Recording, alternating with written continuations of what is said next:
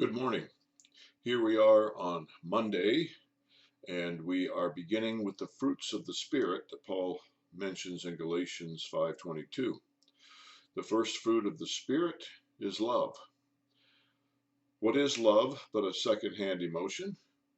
That musical question asked by Tina Turner. It is something besides a second-hand emotion. It is an act of will. I just lost a dear friend over the late winter, and he was a person of great faith and a person of very strong will. And one time his wife said, "I think you only love me because you decided to." Well, he had the good sense not to respond to that, because the truthful answer would have been yes. Well, not the only reason that he loves her, but the majority reason. And he couldn't say that, nor could he deny it without lying. And anything else would have just been quibbling along. My point is that love is an act of will.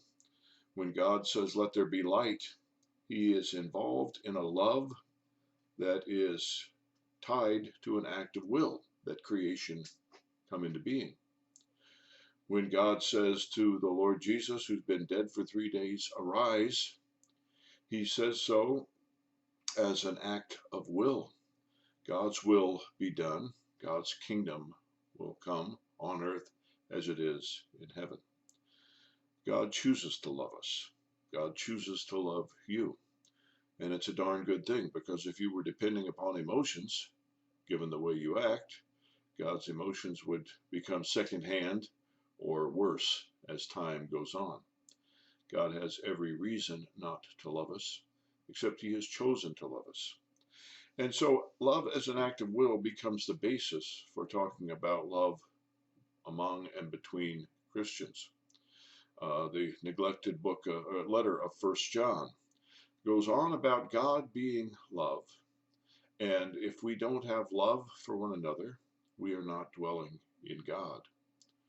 Paul, one chapter later in Corinthians, then he mentions the gifts of the Spirit, has that great chapter 13. So faith, hope, and love abide, these three, but the greatest of these is love. And Jesus' life is an act of willful love. He doesn't love the lovable people of his day. He loves the last and the lost and the least and the lame and the blind and the demon-possessed and the dying and the dead. He loves them into a restored relationship with God and one another.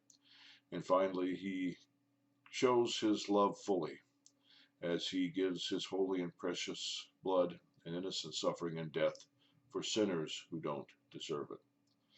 We are called to much the same thing. Not to love the lovable people, not to love the celebrities or the sports stars, not to love, well, we are called to love our family and our community and our nation, but we are called more so to love our enemies.